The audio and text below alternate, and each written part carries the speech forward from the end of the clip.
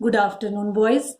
आज हम हिंदी व्याकरण से एक नया विषय पढ़ेंगे जो है समास।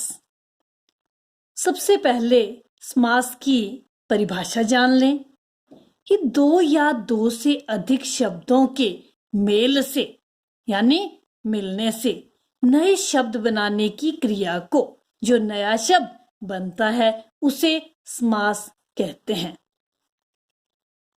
देखिए, यज्ञ के लिए शाला, ये क्या है? समास का विग्रह। और यज्ञशाला ये हुआ समस्त पद। परम है जो आनंद, परमानंद। जब हम एक शब्द बना देते हैं तो वो क्या हो जाता है? समस्त पद। और जब हम उसका विग्रह करते हैं तो ये हुआ परम है जो आनंद। अब क्या बातें आपको ध्यान में रखनी है वो है कि समास के लिए कम से कम दो पद होने चाहिए, जैसे यज्ञ और शाला। अब पहले पद को जैसे यज्ञ में ले लीजिए, पहला पद क्या है? यज्ञ। और दूसरा पद क्या है? शाला। तो क्या है कि पहले पद को पूर्व पद तथा दूसरे पद को उत्तर पद कहते हैं। तो यज्ञशाला में पूर्व पद, पूर्व मतलब पहले, यज्ञ हुआ, और शाला दूसरा पद यानी उत्तर पद। नेक्स्ट है कि समास के दोनों या अन्य अधिक पद मिलकर, दो या अधिक पद मिलकर एक संक्षिप्त रूप धारण कर लेते हैं। जैसे परम है जो आनंद विग्रह था ना, तो वन वर्ड क्या बन गया? एक शब्द परमानंद, जिसको हम क्या कहते हैं? समस्त पद।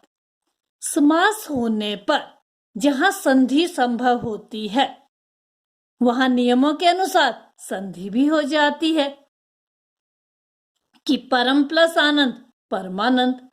अब समास के कितने भेद हैं ये भी जान लेते हैं। समास के हैं 6 भेद। पहला है अव्ययी भाव समास, दूसरा है तत्पुरुष समास, तीसरा है कर्मधारय समास, चौथा है द्विगु समास, पांचवा है द्वंद्व समास, और लास्ट है छठा बहुब्रीहि समास। अब हम जो ये समास के भेद हैं इसमें द्विगु समास के बारे में, जो कौन सा समास है? चौथा समास है, इसके बारे में जानते हैं। द्विगु समास, जिस समास का पहला पद संख्यावाचक हो यानी संख्यावाची हो।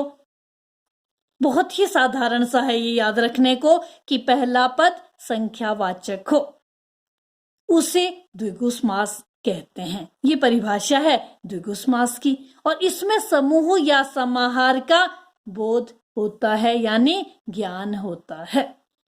अब परिभाषा की बात करें कि जिस समास का पहला पद संख्यावाची हो। शब्द देखिए, नव, रत्न।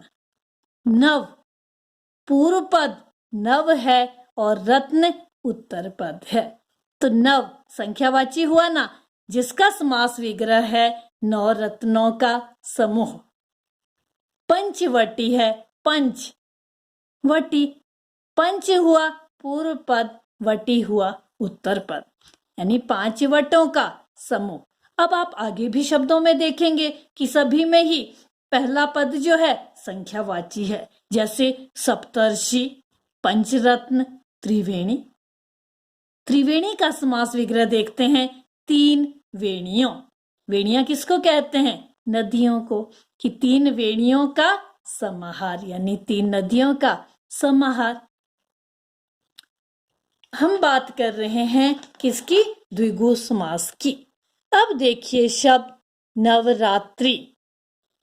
अब क्या है? नवरात्रि, 9 रात्रियों का समाहार, ये हुआ विग्रह। त्रिभुज, 3 भुजाओं का समूह।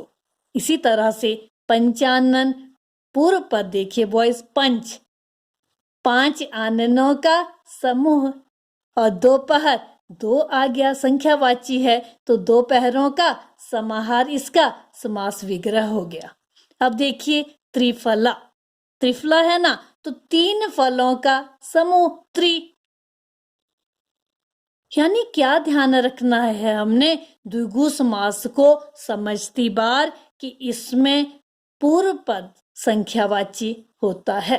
अब बात करते हैं द्वंद्व समास की, कि जिस समास में दोनों ही पद प्रधान होते हैं और दोनों पद, जैसे रात दिन, दोनों पद इसमें प्रधान हैं यानी मुख्य हैं, और विग्रह करने पर जब हम इसका विग्रह करते हैं ना, रात और दिन,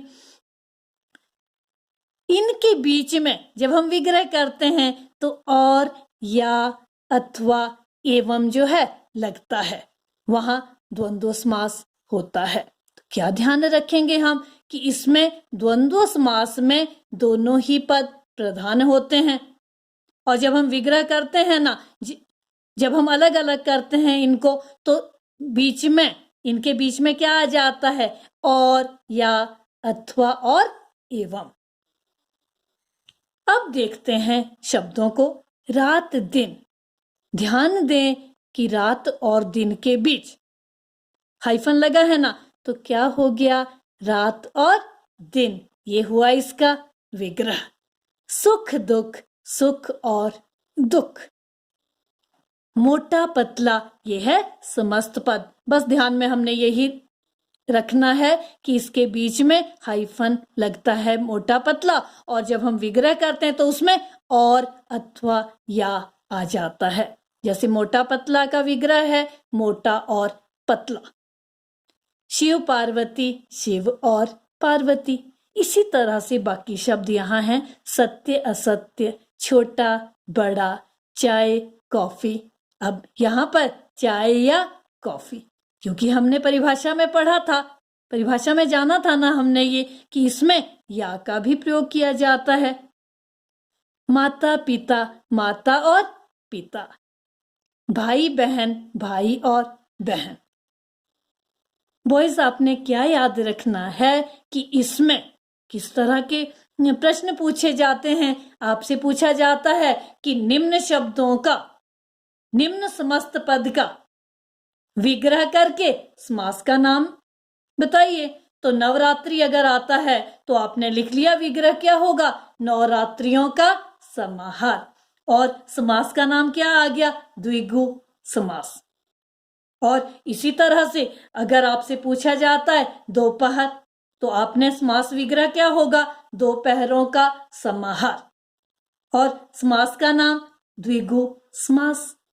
इसी तरह से अगर द्वंद्व समास से आपसे पूछा जाए कि रात और दिन, विग्रह है ना ये रात और दिन, कि विग्रह का रात और दिन का समस्त पद बनाइए, तो रात और दिन, यानी बस हाइफन आप इनके बीच में लगा लोगे।